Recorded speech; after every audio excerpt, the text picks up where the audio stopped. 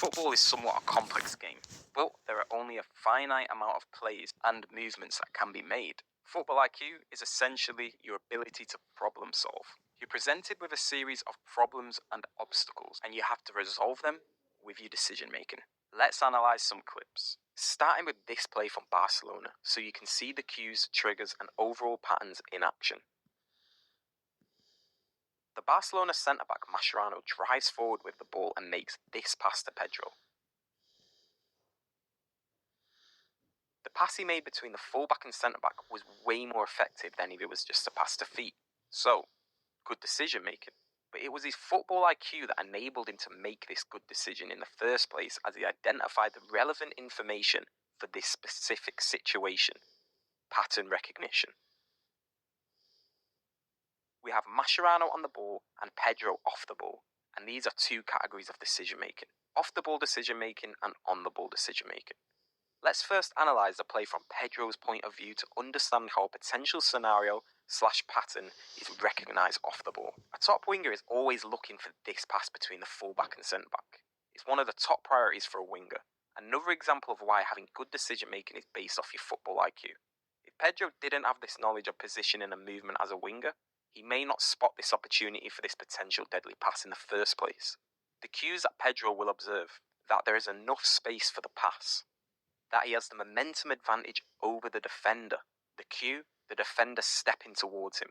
Pedro will subconsciously calculate those three pieces of information. He won't be checking them off in his head step by step. The information Mascherano will be looking for: is there space for the pass? First, Mascherano knows the best option in this situation would be this pass. Pattern recognition. Is the winger wide enough to draw the fullback towards him? He also knows a cue to look for is the defender's position and a momentum. In order for the pass to be more successful, Pedro needs to have the momentum advantage. 3. Is the fullback's momentum taking him this way? If the defender's momentum is, then it's less risky and more likely to succeed. The man on the ball gets his head up and we can see this cue. His teammate pointing into space, communicating with his body language. But is the pass on? Can we find a cue to get an answer to this question? Yes. The defender's body position shows he's not ready. Hips facing infield and looking at the ball, completely unaware of the hand signal from the attacker. So the trigger to these cues is to play the ball in behind, as the attacker has the advantage. Number 9 takes another touch to adjust himself and gets his head back up to see if the option is still available. Let's see what cues help him make this decision. Cue 1. Defender turned to set himself to run down the line. Cue 2. The attacker slowing down, planting his foot to stay onside. Trigger: the option has gone. Now this is important. You may think an amazing opportunity has just been wasted. And once a player realises they maybe should have passed the ball earlier, like here for example, they can begin to get frustrated and panic, now wanting to force a pass as they believe they messed up the attack. But this is the beauty about football. It's a forever changing game. One opportunity goes, another appears. Players' unrealistic expectations to always make the right decisions will strip away any composure to the game, as it will now be filled with anxiety and frustration. It's so important for players to stay in the moment and seek out the next opportunity. Players aren't robots. You shouldn't be able to sense every single decision-making opportunity. You will miss some, and more will arise, like this. Let's look at the cues from the striker's point of view.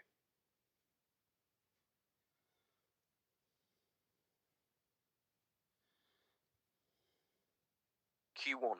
His teammate dropping deep to receive the ball to feet, which now triggers a question. Will a defender follow? Cue 2. Defender comes out of his slot, and the moment he does is a trigger for the striker to exploit that space. Cue 3. The goalkeeper sprinting at full speed, a trigger for the striker to wait for the goalkeeper to go to ground and dink it over him. What a finish. Let's break down this decision from Pedri.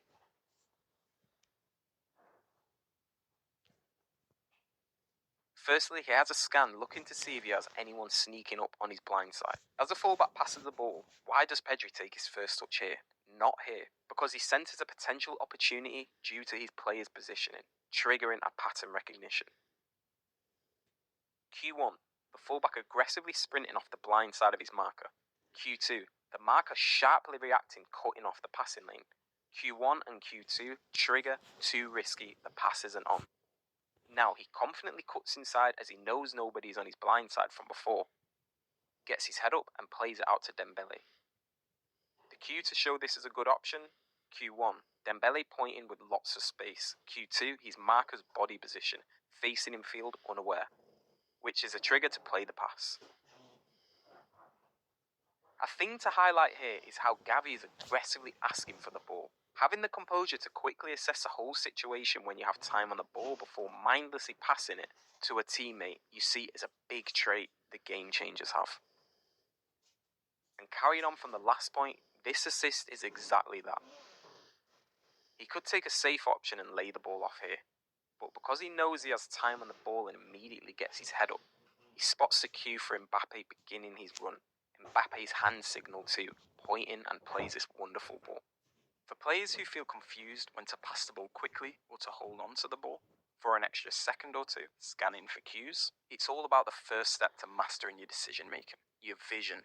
You need to have the vision to build the habits, to check your surroundings, to calculate how long you have on the ball. If you have a decent amount of time on the ball, don't waste it. Use that opportunity to be composed and scan for cues. Otherwise, you might miss something.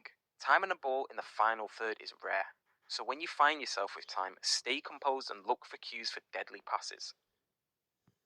And when you don't have any time on the ball, this is when you play it fast and safe, with the goal of finding another teammate, potentially on the other side of the pitch, who has time and space to scan for cues.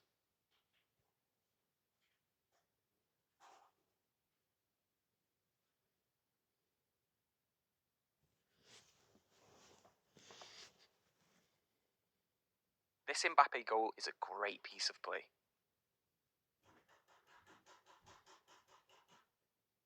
First, Messi. Vision.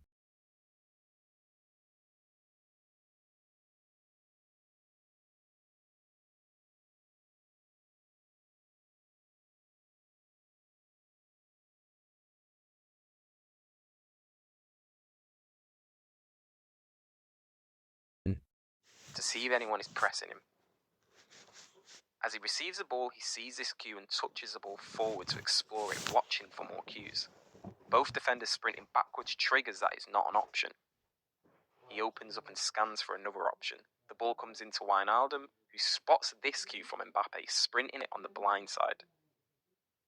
And Mbappe, as all great strikers do, spots immediately when the defender goes to press Wijnaldum, which is his cue to exploit that space.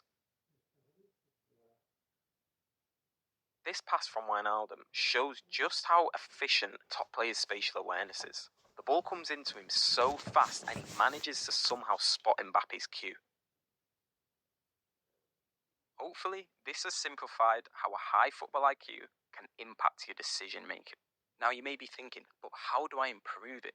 And before we go into this, first want to show you why it might be so overwhelming to you in the first place. By covering popular sayings you may hear the pundits say and even your coaches. And it's not your fault for feeling this way. The football world just doesn't hold this information anywhere accessible. For example, you may have heard 1. Know where teammates are before receiving the ball. This can confuse players in trying to map out the whole pitch. I've been there and maybe some of you can relate. After hearing this saying over and over again, I would genuinely try and map out every single player's position on the pitch at that given moment. Of course, leaving me overwhelmed and panicked. When I got the ball, it was information overload and I would freeze. To break down the saying more, know where teammates are when you get the ball. You don't need to map out the whole pitch. In specific situations, you need to know where certain teammates are, not all. So in each scenario, you need to know what the relevant information is that you need to gather and what isn't. This is what top players have over you. A refined radar system to search for only relevant pieces of information. 2. Know what you're going to do before you receive the ball. Before you understand what football IQ is, processing relevant information around you, and decision making, the decision you make with the information that you gathered, this phrase again can be very overwhelming for 2 reasons. 1. If you haven't filtered out the relevant information when scanning, the options are limitless when you receive the ball, resulting in too much information to process. 2. In some situations, you can't tell what you're going to do before you get the ball. Yes, you can scan, see if you have time to turn on the ball, but you can't decide every time what you will do when you turn with the ball. Often you'll get the ball and you drive forward with it and see what opportunities present themselves. So having an unrealistic expectation again, thinking you need to know exactly what you're going to do every time you get the ball, like a robot with eyes in the back of the head, it's unrealistic, and again, it will breed panic into your game.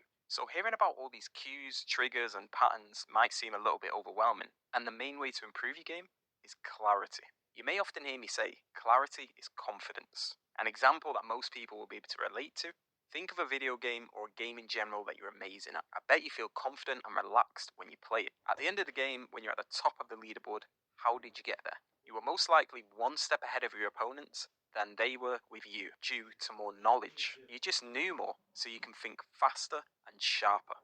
Two players with the same physical and technical ability will perform differently because of the difference of reading the game. One player will be able to make quick and strategic decisions, the same as the other example before. Two similar level video gamers will be separated by the game knowledge, and this is amazing because some players who are smaller and slower than most other players in the team often lose their belief at a chance of making it. If a player lacks physical abilities, they will need to find another way, and that will be reading the game faster than any of their opponents, making faster and more precise decisions on the ball, spotting opportunities that nobody else spotted. Mastering this will more than enough make up for your lack of physical ability.